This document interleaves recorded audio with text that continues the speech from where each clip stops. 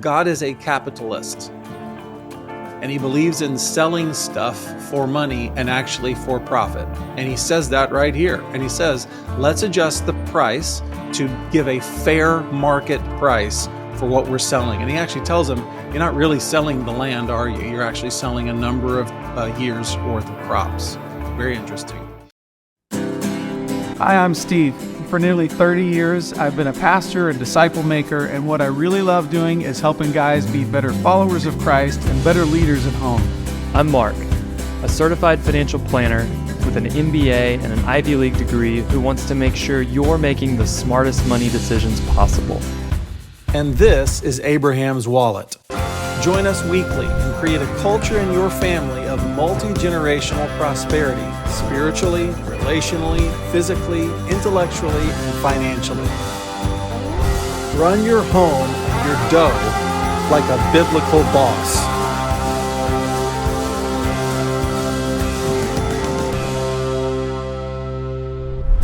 You know the Omnimax where you're surrounded by footage and it gives you disorienting sense of space?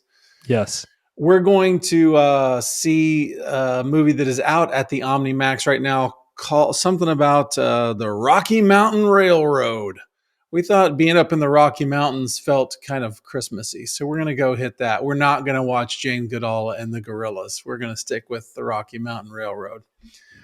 So that sounds kind of fun. And actually, this sounds crazy, but this is crazy grocery season time where you have to be very strategic about when you go to the grocery store. We're going to go tonight after dinner as a family, and that's going to be like an outing where we're kind of looking forward to it. Our schedules are such that we never get to do that together. I say get to, and people go like, "What? Going to the grocery store?" But I think that'll actually be quite fun. And we'll be buying all of the stuff that we're going to make for our Christmas morning breakfast and all of the stuff. So that's what's in the immediate future for us. Well, how about you guys? What has happened? What is happening? Well, I'm coming to you from the actual Rocky Mountains. Okay, good. You can tell maybe the listener can comprehend. We can sense it. We can sense it in the room. There's an electricity. I've had a little bit of a cold, so I'm an octave or so deeper than normal. But I will tell you, whatever they're going to show you on that IMAX right now is a lie, because it is 52 and sunny outside. It's not Christmassy. Oh, could that change in the next few days? I guess there were some pink clouds in the sky this morning, so I told my kids, based on the rhymes I was taught as a tot, that means it might snow soon, but who knows?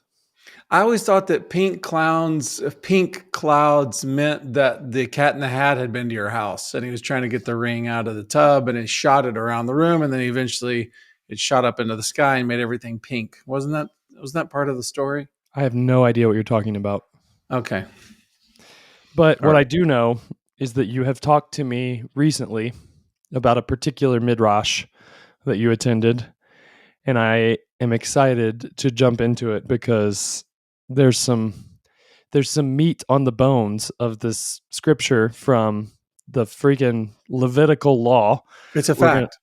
And contrary to what some might think, you and I think it actually applies to the dudes that are listening to this podcast.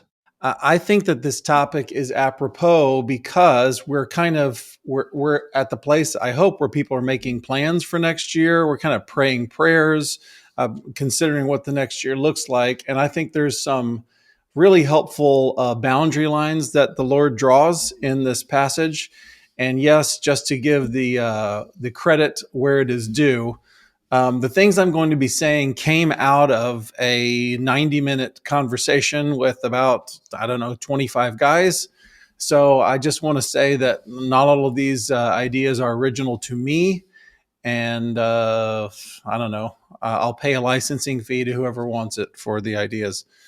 But yes, as you say, our group went through Leviticus 25. And then, as we have discussed in previous episodes, a midrash is a particular kind of Bible study that's a men-only conversation. And we just kind of discuss, sometimes combatively, what we think those scriptures mean.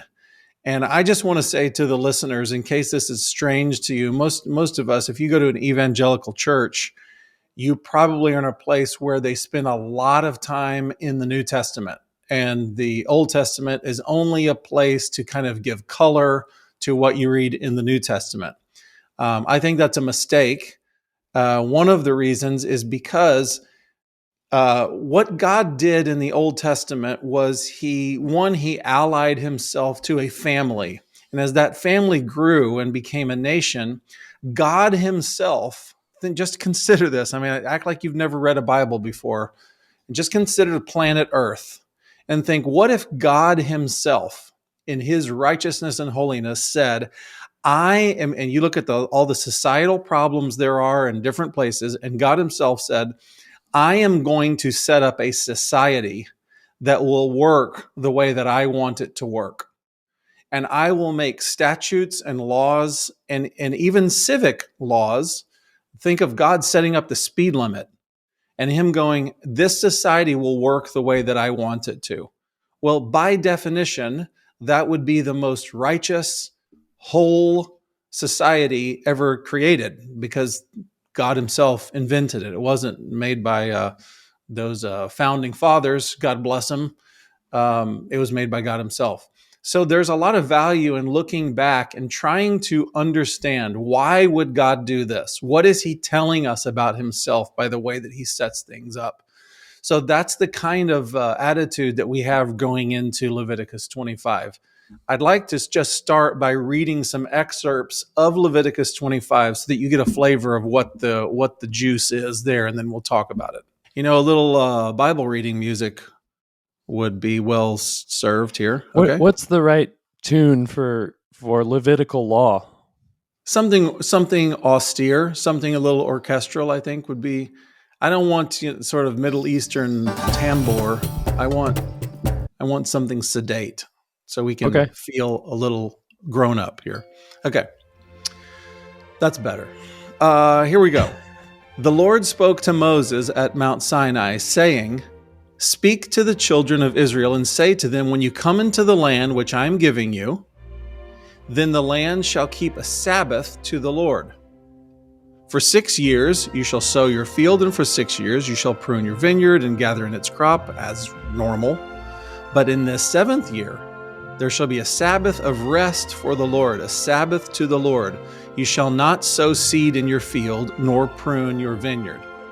Now that Sabbath for the land, that still happens today. And Israel has followed this statute, where in the 7th year, the land lies fallow.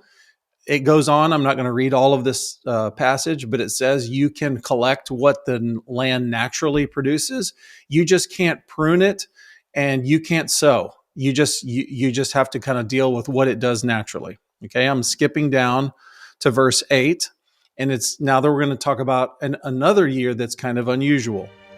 You are also to count off 7 Sabbaths of years for yourself, 7 times 7 years, so that you have the time of the 7 Sabbaths of years, that is to say, 49 years.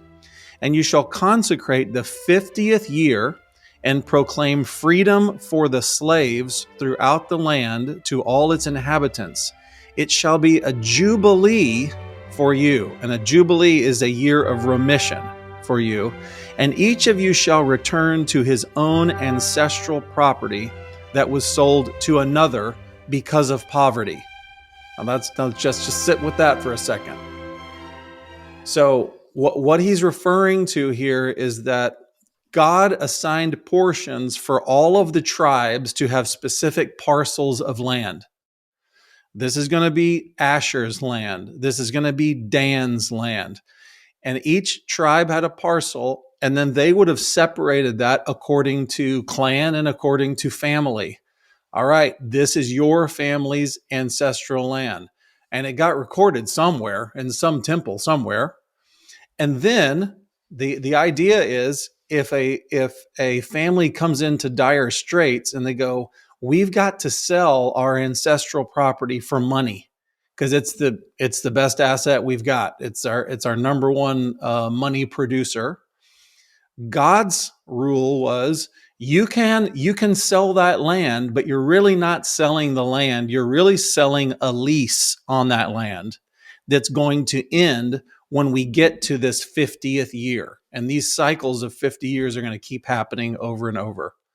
And when we get to this 50th year, everything reverts. It's all going to go back to the original families. If you were a leaser on that property, I don't care what you've built on it, it's not yours anymore. It's reverting back to the original family. So if you had poverty in year 37, I'm afraid we have no other recourse. We're going to have to sell it for 13 years. Well, 13 years later, you're coming back there and we're starting over. So it's a very interesting idea. We'll talk about the implications in a moment. Now I'm going to skip down another few verses to verse 15. According to the number of years after and all I want to show you is how God is specific about how you will navigate this. What are the implications? Well, I'll tell you some of the implications. According to the number of years after the Jubilee, you shall buy from your friend, and he is to sell to you according to the number of years of crops, which may be harvested before you must restore the property to him. If the years until the next Jubilee are many, you shall increase the price. But if the years remaining are few, you shall reduce the price, because it is the number of crops that he is selling to you. You shall not wrong one another, but you shall fear your God with profound reverence, for I am the Lord your God. He tells you some of the implications. I'm not going to spend any much time on this. I just want to say to anybody who might have been led astray in the last few years, God is a capitalist, and he believes in selling stuff for money and actually for profit. And he says that right here. And he says, let's adjust the price to give a fair market price for what we're selling. And he actually tells them, you're not really selling the land, are you? You're actually selling a number of years worth of crops. Very interesting. Last section I'm going to read from Leviticus 25 is we're getting into the heart. And this, our ears should perk up when God is revealing a little bit of his heart through these laws. The land shall not, this is verse 23, the land shall not be sold permanently, for the land is mine, says God. He's talking to Israelites here. He's talking to his special family.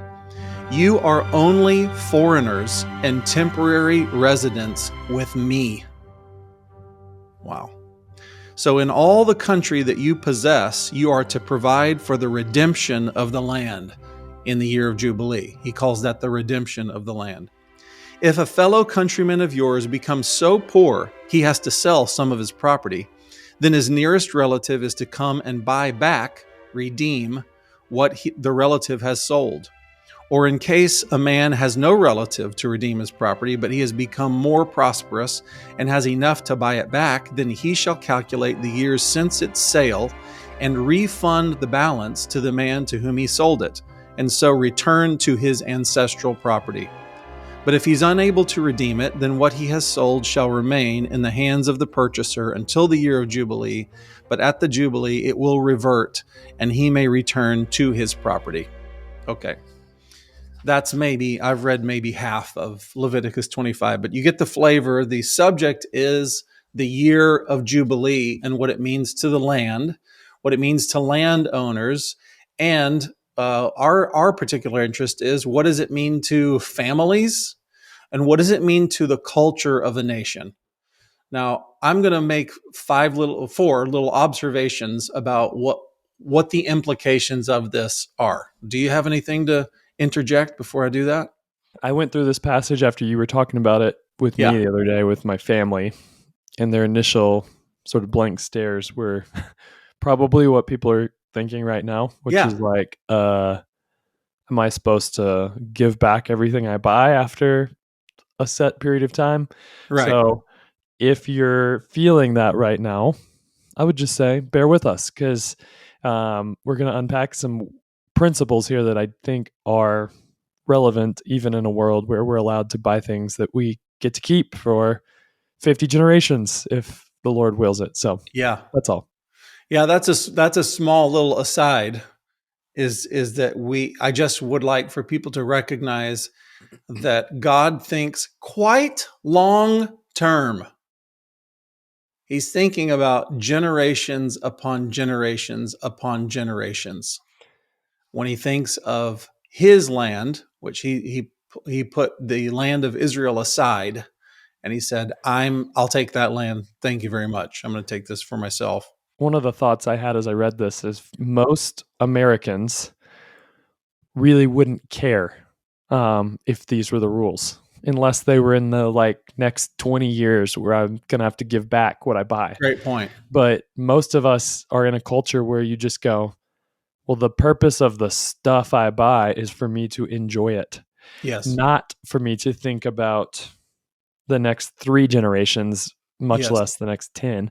So I just would say, let's care about 100-year and 200-year timelines. I know, Steve, you said something to me that I've always loved, which is if I could buy a 200-year bond that returned 20% per year, but I didn't get to take any of that money until the end, I'd buy it. That's so countercultural. Nobody thinks that way. So anyways, onward. Yes. It reminds me of our grandparenting 529, where you start saving money for your grandchildren when you're 20 years old or something. That comes to mind. All right, just a few observations about what I've read. So as we hashed it out in our conversation, we just were thinking, what are the implications of this? Number one, wealth. And when we talk about land for an ancient Israeli, we're talking about wealth. They are synonymous with each other. Wealth doesn't end up in the hands of a few families in God's plan. Wealth stays distributed across the nation. So you could, in the short term, do dumb things with your money that put you swimming upstream, or your income becomes smaller and smaller. But there's going to be constant resets by God's hand, so that somebody might be smart in 50 years and they've got a wing dinger of a business and they're buying land 2 for 1 all over the place. And people are like, that sounds great. Gee, wonderful.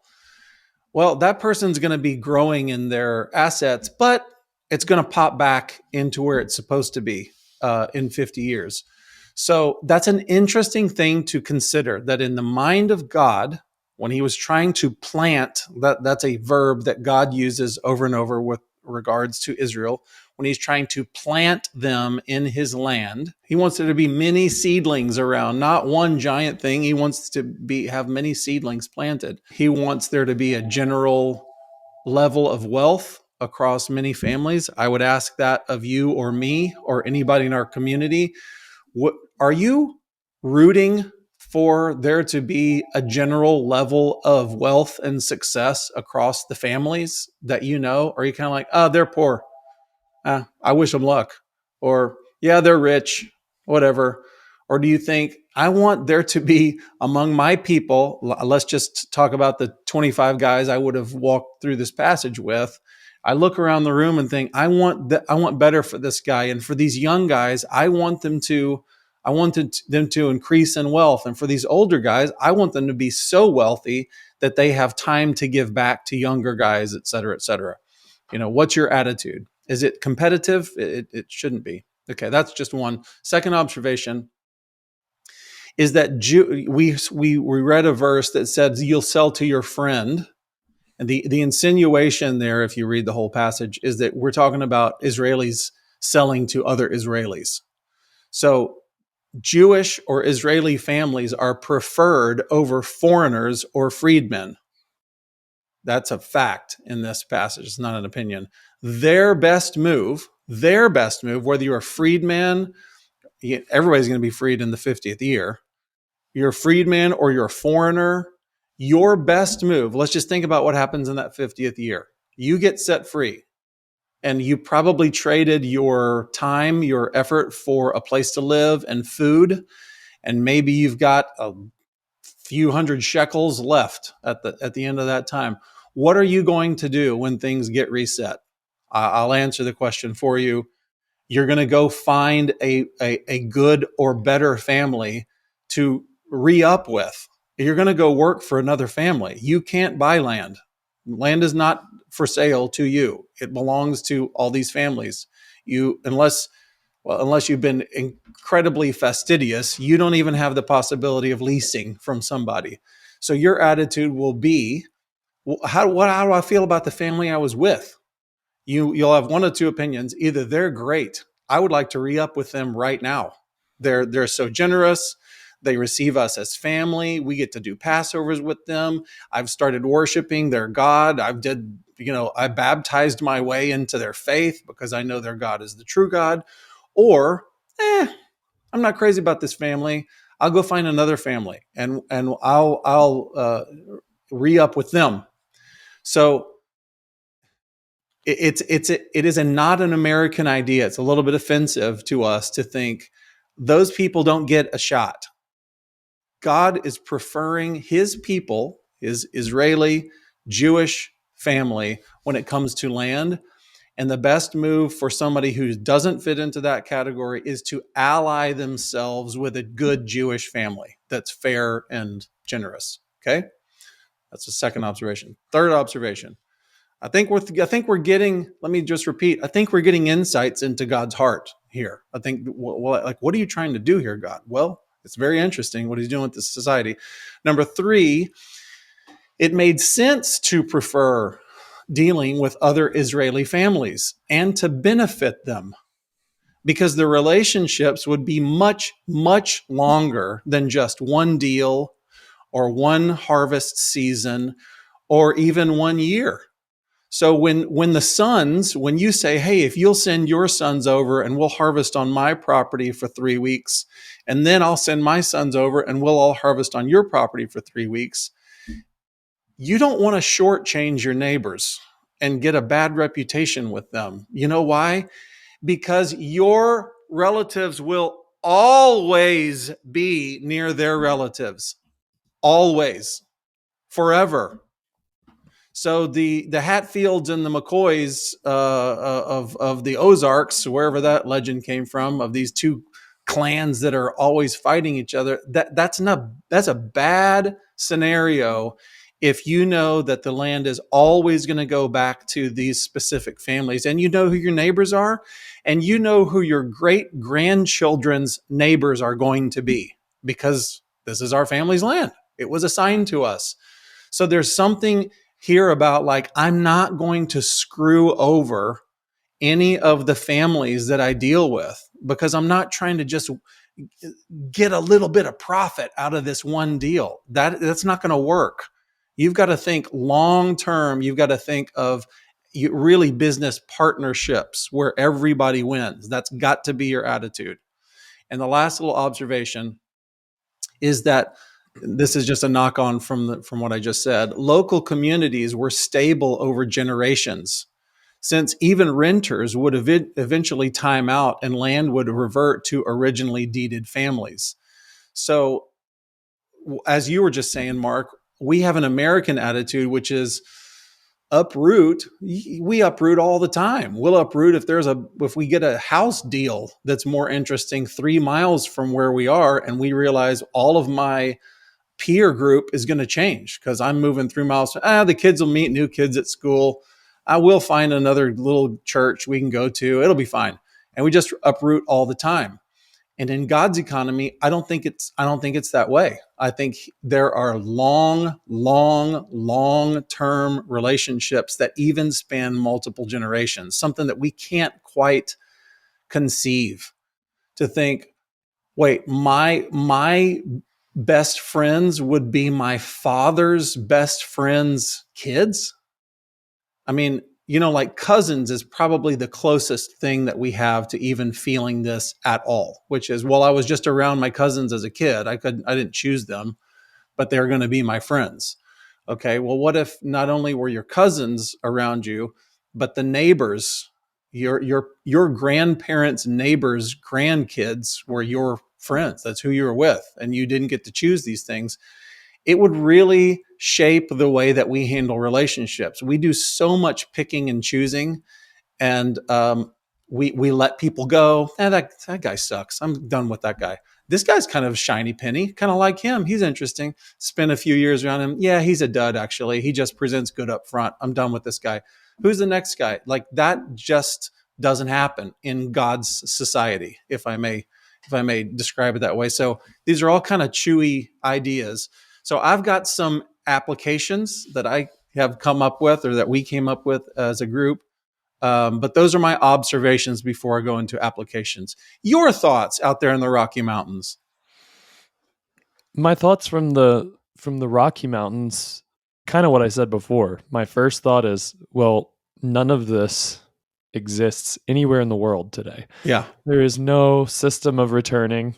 I even have a gut reaction against what you said, that God wants wealth distributed, because in my world, the people who want distribution of wealth are actually anti-capitalist. That's true.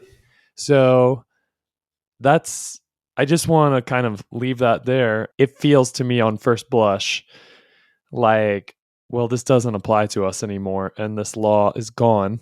And it was there to protect a tribe of people that had a lot of neighbors that wanted to kill them, so that they could kind of make it through a difficult era. That's what my now. I Okay. will say I do know where you're going, and Yeah. so I'm just giving you my first reaction That's when I fine. heard this for the first time. That's fine. This is kind of a curiosity because it doesn't come into play anymore. But I will say that God's intention would not be that any of this has ever gone away, even in the year 2023. So what happened, if you know the story of Israel, is that they told God they wanted to be like the nations around them. We don't want your rule, God. We want a king like the other nations have a king. And God said, I'll give you a king. It's not going to go good if I do. And they're like, go ahead, give us the king. Okay, so be it. And they got Saul as their king, and things started going downhill.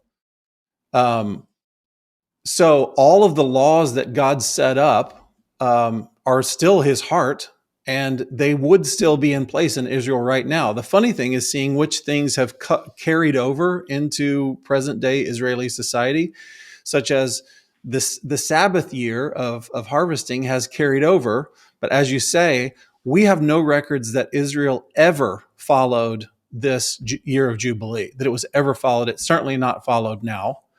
And there has been this huge dissolution of land, for instance. But Jeremy Pryor made this point that God wanted there to be this precious border around this piece of land that only my people can own, so that foreigners and foreign interests couldn't come in, buy up the land, and separate this culture up and start breaking them up and dissolving it.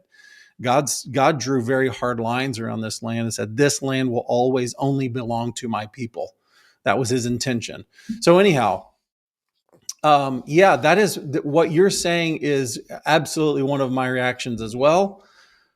Something in me goes, now hold on a second. We believe, and I'm trying to, I'm putting this on God, and I know that's a mistake. I mean it. This is a mistake that I do. But we go, now me and God and all of us people, we're free market people. We just think you can go get them, and however much to the winner goes the spoils. God's economy is, yes, he does want wealth. We've written many times about the way that Abraham's wallet exists is that we do believe in prosperity. We believe in wealth, building. We think that's actually God's will, is that a man knows how to do that, to build wealth and to manage it. However, I feel a little restrained by the concept in Leviticus 25, because it's not unlimited wealth building.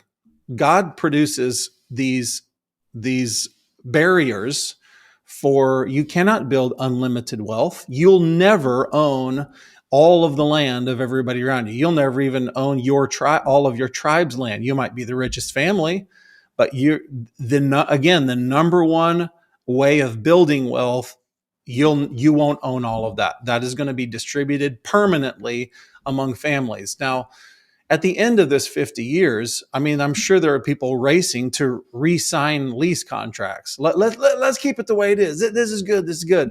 And God is so interesting in the way that he thought through all this that later on in this passage, there's a different set of rules given if you live in a house that's inside a walled city.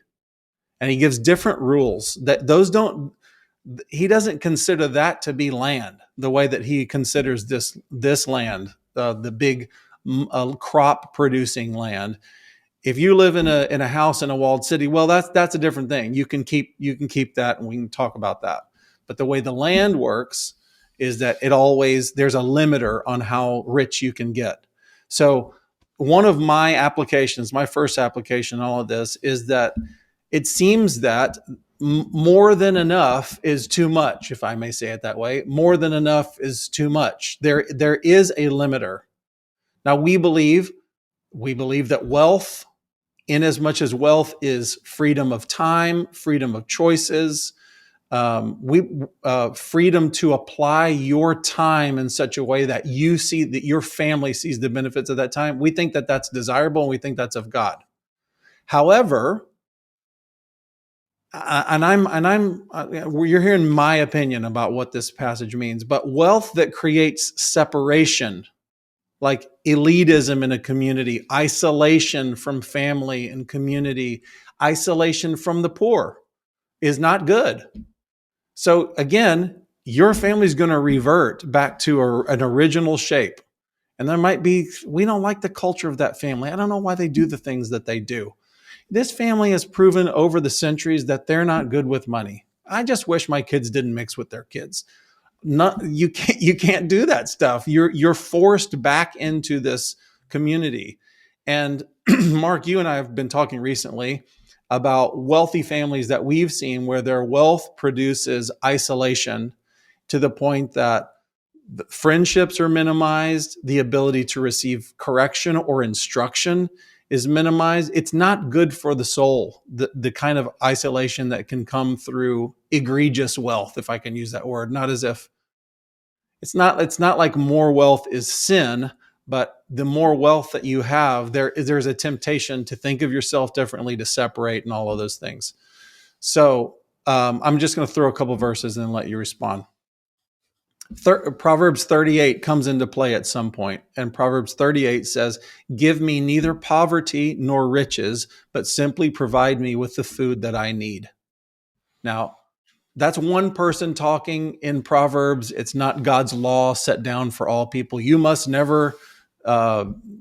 only have what you need to eat for today. I don't think we can support that idea scripturally, but I do feel like there's boundary lines on, there is a way to be so poor that it is sinful in God's eyes. I believe that there is sinful. What do I mean by that? I mean, it's a result of sin. I don't know where it came from. It might come from the person or come from external circumstances, but there is a point at which poverty is a result of sin. I believe you could be a billionaire and not be in sin. But there is a way to be wealthy, as we have talked about many times here, which is absolutely sinful. And there's a way to be as a wealthy person that is isolating, that is destructive to your soul and to those around you. I think I could probably just leave it at that.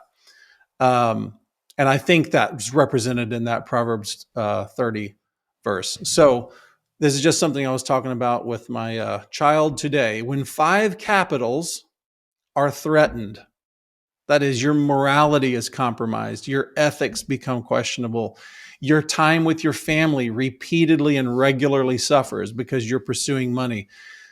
You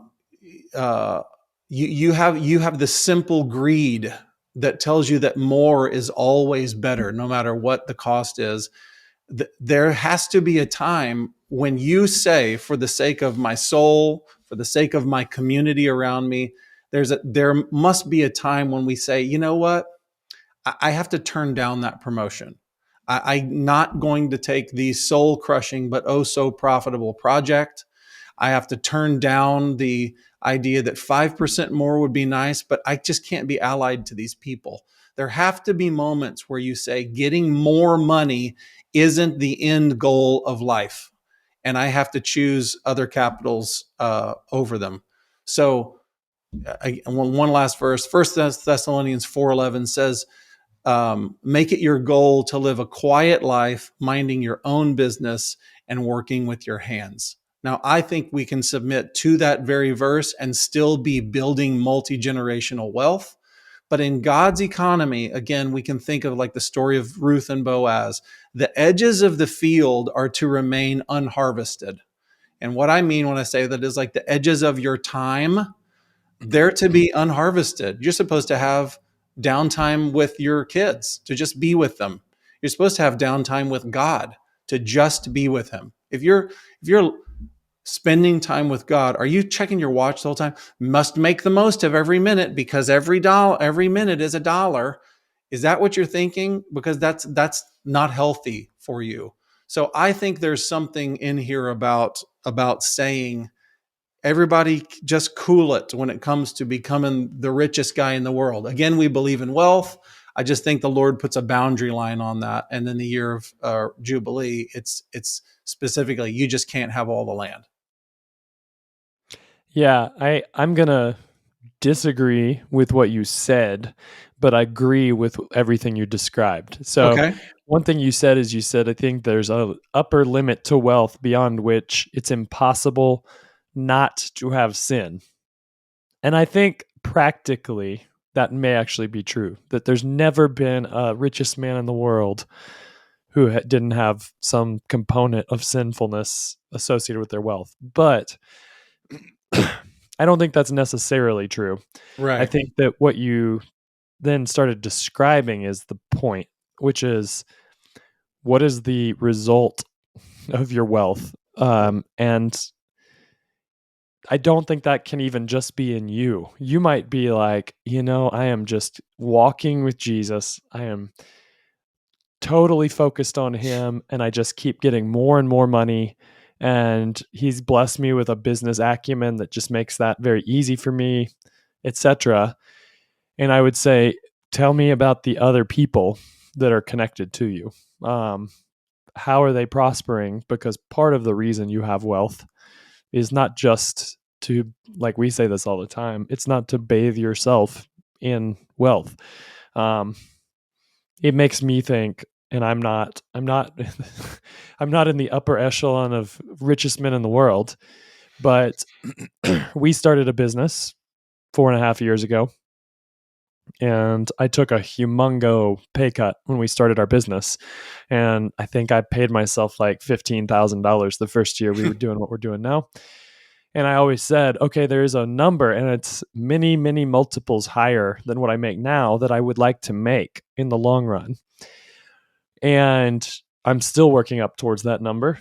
And one thing that I have to ask myself every time I look at our bank account and our cash flow statement and think, okay, I can give myself a raise. I can pay myself more. We have employees. And I think, I'm not going to get myself to that goal amount by exploiting anybody. Meaning I need to think of them just as much. Like, part of Right. the reason that we have wealth and blessing is to bless other families. Like, Right. that's the way the Lord works. He blesses other families through families. Jeremy Pryor says it all the time that like you should only work for people who are kind of set as a father, setting you up to kind of grow and do your own thing. So like, don't work for somebody whose intention for you is to be cheap long-term labor.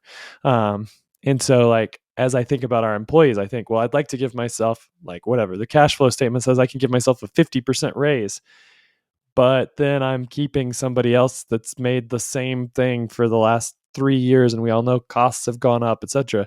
So that's not really fair. It's not a good use of my wealth. It would be sin, I would say.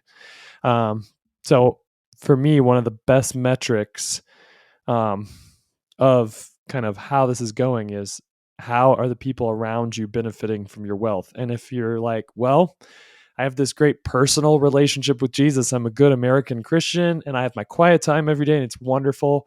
But I don't, my employees would be just as well off if they were working for some secular butthead that didn't know the Lord. Then, man, the Lord's putting wealth in in a place that he probably isn't going to continue putting well for the long term because you're not proving very faithful. Yeah. Well, I agree with your challenge. I lose my head. What can I say? I was talking. Well, I think we agree. I think we agree on all of that stuff. It's just that one statement that, Yeah. like, could we imagine, just like on the other side, poverty? I could imagine John the Baptist walking around with total net worth of 0, total poverty. I hope I find a locust today. Yeah. Um, and that not being sin either. But we know that most of the time we see poverty, it's steeped in sin and generational sin and Yes. all that junk. So Yes. it's kind of an academic question, but I just wanted to, for the people out there who are like, well, I can think of an example. Yeah. Yeah, we get it. Okay. Yeah. So you've set me up for my second observation or application is that one of the benefits of being a successful and wealthy family is supposed to be that you walk into eldership. So let's just imagine your family's great. Your grandfather was so faithful, and your father was too. So the big estate was built on the family land, and you have figured out a way that you can lease out 90% of the family land, and you've still got a couple of acres to live on. All of the family tribe lives on, and you're basically passive income because you guys did it. Maybe you didn't do it personally, but your family did it, and you're the receiver. So there's supposed to be eldership present. That means the ability to mentor or sponsor young families who are struggling or haven't learned the important lessons of family building yet. Now, in the modern parlance, when we think of Paul, we call that discipleship. But God's God's intention is that there is eldership. That means that you let's say you're from a family of Gentiles, me. You don't know God's ways. You come into this land, and your family is working for another family, and you want to find this graybeard that knows the God of Abraham, Isaac, and Jacob, and you want to spend as much time around this guy as possible because he has a successful family. You go like, well, how do we do that? What should we do? And he starts teaching you the 10 commandments, and he starts telling you about honoring the Lord with a Sabbath. And you Spaniards, the Manuel family out there, the Los Manuels, you guys have no morals. I see the way that you treat your kids, just smacking your kids around. You don't train them in discipline. You just respond to them, blah, blah, blah. And the guy starts teaching me how to run a family. Guess what? That takes time. And if he had to spend all of his days out in the fields, he wouldn't have time for me to start training me in God's ways. So, eldership is supposed to be one of the benefits of success and wealth. And it takes time, and it takes the financial wherewithal of having passive income. And so, and I also want to say about this sponsoring, mentoring, discipleship kind of relationship is supposed to be, first of all, again, thinking about the way God set things up, it's supposed to be, first of all, with our own. So the first people on planet Earth you should be interested in discipling would be your own children. That's the first most important people you could possibly disciple on planet Earth.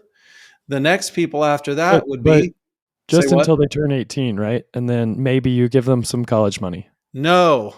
Great question. I was with a dude this morning, and he was expressing the pain of feeling that, after 16, I don't know the full story, but after 16, what happened to all the kids? They went nutso, and it's a story that's been repeated over and over and over. I was reading a study this morning that was reminding me of the sad news that over 80% of evangelical children will walk away from the faith that are around evangelical circles. There's something we're not doing well. I suggest it's fathering at the base of it. But After we disciple our own children, the next people we should be interested in discipling are those who are right around us. Look in your networks. Look at the kids in the Bible study that you're a part of. I have a dear neighbor. He loves the Lord, but he's the first in his entire generations to want to follow God. Does he have a model for what it means to be a father or even a husband? A godly model? I'll answer that for you. No, he does not. He's never seen it before. He needs discipling. And I might think to myself, well, he's a buddy of mine. I mean, let him figure that out for himself. I'll go find some guy I don't know, and maybe I'll start building into him. Why would you do that? Why wouldn't you if you have something that God's done in you and you can share it, why wouldn't you keep those things near you? We always want the women who are closest to our family. That's who we want spending time as a cross-pollinator with our children. We want them spending time and demonstrating what being a woman of God is. My point is just we should be more willing to keep things at home, to keep our gifts, our callings, our discipleship, keep those things near us. That was clearly God's plan with the way that he set up Israel. Okay, I can make a knock on to that unless you want to interject there. No. Okay, I'm going to read from Galatians 6. It says, "Let us not grow weary or become discouraged in doing good, for at the proper time we will reap if we do not give in." Again, think of many, many, many generations that God's interested in. We will reap if we do not give in. So then, while we have the opportunity, let us do good to all people, and doing that which promotes the spiritual well-being of all people, and this is Galatians 6:10, especially to those of the household of faith. Do good for all people, but especially, underline it, bold it in your mind, especially to those of the household of faith. My observation is that the modern Christian has a funny way of overlooking those nearest to us and shipping our charity overseas, where it does all sorts of mayhem. And this was a major talking point in our little Midrash group. We know stories of, here's a crazy little story. A friend went to visit his Compassion International child that he'd been sponsoring. And this was the day when this tour group that he was a part of all of the foreign sponsors, were going to come meet their kids. And what he saw as he was pulling up was that there are many two-parent families that were kind of gussying up their kids, dressing them up, and then they'd push them away to the little orphanage/school, and then they would hightail it out of there. Why? Because the more that their children looked as if they were not from two-parent homes, the more likely they were to receive the foreign aid that was coming through Compassion International. So I'm not trying to cast aspersions on Compassion International. In this one circumstance, it was this foreign aid where a family is not known. Our foreign aid money is actually hurting these families. We're removing the authority of the father in the home. He's not the spiritual leader. He's not the provider. We send the kid, away from the family to get those things. That's a bad move. We don't like that. I've heard stories of, maybe you've heard this, where Tom's Shoes was their big deal was, we're going to give away shoes to third world kids. If you buy a shoe in America, we'll give away a pair of shoes. What Tom's did was put local shoemakers out of business. Because if you're an indigenous shoemaker, you can't compete with this free stuff that's coming in from the USA. Nobody buys your stuff. Well, I guess we're out of business. And so there's like these weird disruptions that happen when we send all of our charity far away from us. And what about the people who are in your small group or in your church? They have needs. There are single mothers in your church. For sure there are. And they struggle. And have you ever thought about cutting them a check for $5,000 and just going, I just know that my charity giving is supposed to bless those around me. And I know you guys, and they might say, we're doing okay. We're making it. Yeah, but you could always use help. Just that kind of thing is very challenging to me.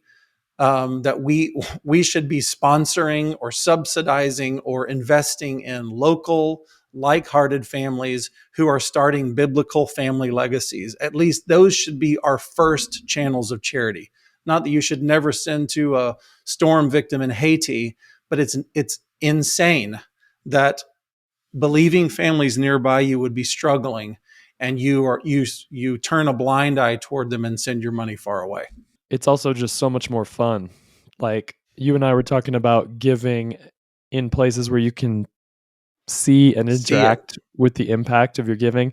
When we were talking about your little basketball program that you got to witness, where somebody had set up a scholarship and it was only $1,000 a year. Yeah. Which when you told me this story about kind of they get to give $1,000 a year to one of the managers on a university basketball team, and it needs to go to somebody who really needs it. And I thought, the giving of foundation type gifts where like, oh, there's a Mark Parrott scholarship. Right. That sounds like it's the domain of the hyper wealthy. Yes, it does. But when I heard your story, I was like, well, I could set up a scholarship at my local Christian school and make that available. Or like, it doesn't have to be, you might be listening to this and go, well, $1,000 would be like way more than I could ever imagine. But I guarantee you at whatever level, whether you're thinking, well, $10,000 would be nothing for me, or you think, I think I could stretch and do $100. Like there's ways to give directly to people in your community that need, that would just take your wealth at whatever level it is. Yeah. And you can come up with $100 if you're working for $15 an hour. Yes. Once a year, you can come up with $100. Yes. And I always just encourage people to like try it and feel it. So like if I'm working with a family from financial planning, maybe they aren't even Christ followers, but I believe there's actually something that's life-giving about generosity. It expresses the Father's heart. He made us, so we actually enjoy it. And I'm like, can you just take $20, take a $20 bill and find a way to give it away this week? And people always come back and go, that was actually miraculous. They're always amazed at what God does with a tiny little amount. Yeah, it was way more fun than we thought. Yeah. Maybe we'll try $100 next. Maybe so that's my encouragement. That's great. Well, my last application is, I hope, obvious, and it's that I hope it's already crossed your mind, but relationships and reputation within the family of faith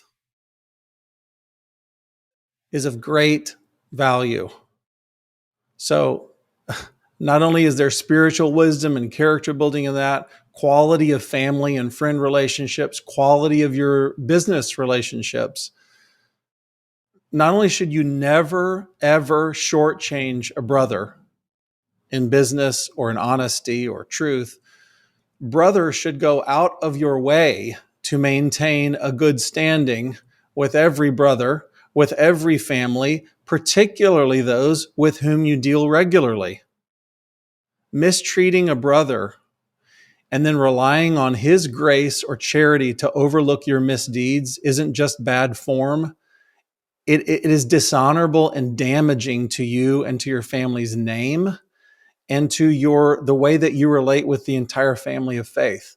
Now, I hope that people are shrugging their shoulders going like, yeah, of course. Why would you ever? I'm just telling you, I've been talking with friends, yea, verily, this week about betrayal.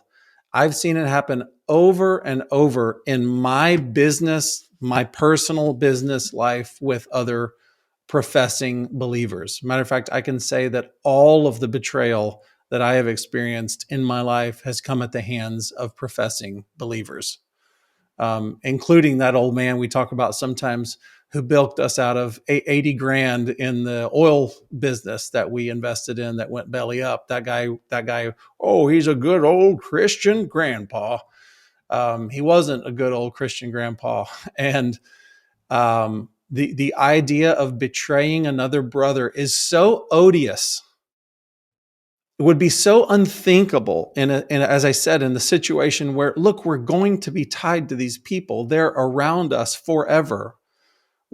We wouldn't possibly, mess our own beds. And that's exactly what you do when you try to screw somebody over.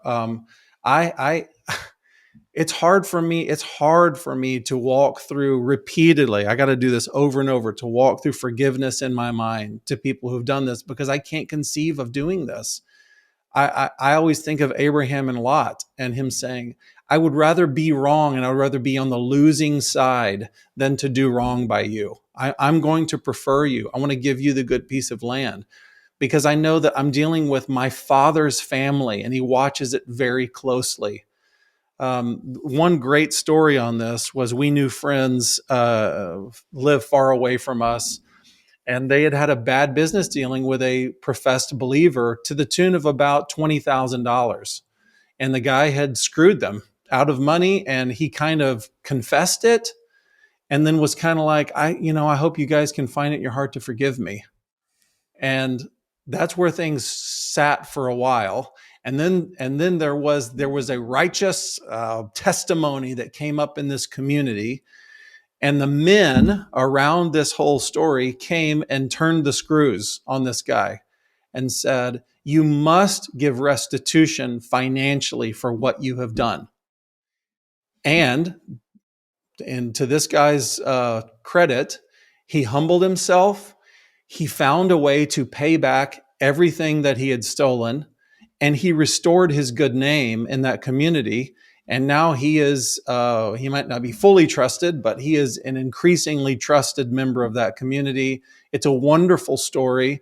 And I think it's the way that we should be with each other, which is I wouldn't dare shortchange another believer because we're tied together forever. These are my brothers. I don't care whether he's a squirrel or whether he's immature or what. I'm not going to be the kind of guy that would shortchange anybody else, because I understand the way God sees these relationships as being very, very long term.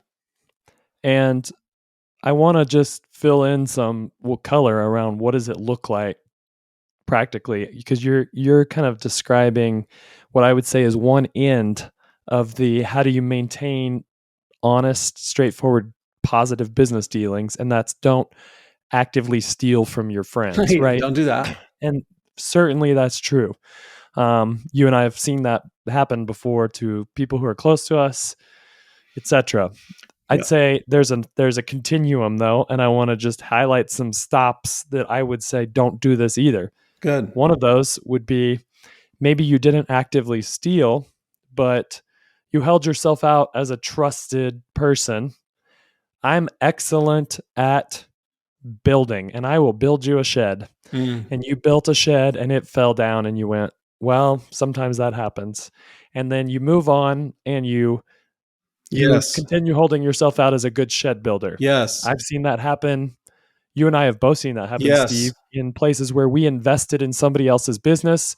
We did so knowing that there's risk here. There was no illusion that we had.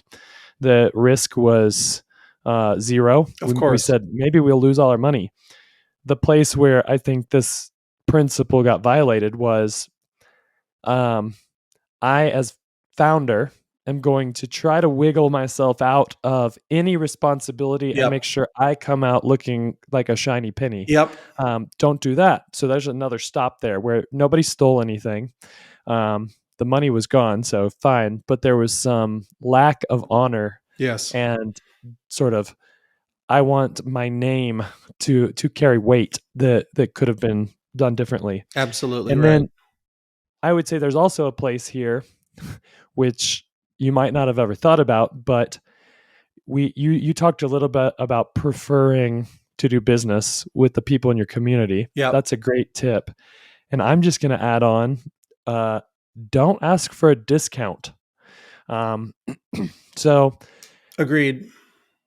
there's two sides to that coin. One, be fair in your pricing. That's something that I'm very convicted about, is that I think, especially as a financial planner, a lot of people don't know what they pay their financial planner. So I'm very big on, this is exactly what you pay. Do you feel like you're getting this much value? I don't care if you're talking to somebody who's doing a construction project for you, or a service like ours, or whatever, selling you a car. I think they should be able to look you in the eye and say, this is the price. Did you get value? And seek to do business in a way that people on the other side of that say yes. And if you're dealing with somebody that operates that way, then you shouldn't say, well, I'm your friend, so can I get this at cost? And it's like, well, then I have to say no to other people who I could make money off of. This is my business.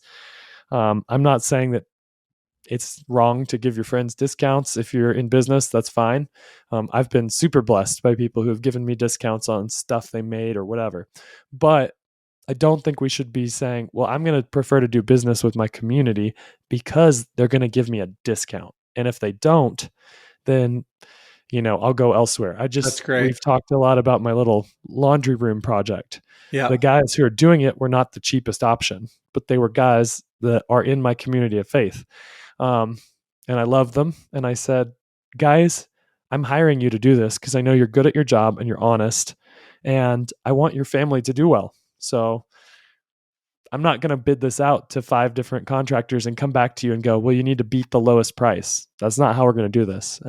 So just a thought, don't nickel and dime your buddies either. That's part of That's great. kind of maintaining good dealings inside your community is, I almost think of it like leaving the edges of the field unharvested. Don't squeeze every dollar you can out of deals with your buddies. Yeah, I think that's great. As you can see, walking through Leviticus 25, just this one little concept has had tentacles into all sorts of subjects. And you get 20 guys together in a room, we could talk about any of these details because everybody's got a story and everybody's got thoughts. And I know that it might seem far ranging, today's episode, and you kind of go, what's the theme here? The theme is that we want to handle money according to the culture of the kingdom of God. That's it. So I hope you've been willing to go with us on a little bit of a walkabout today and talking about these implications of Leviticus 25.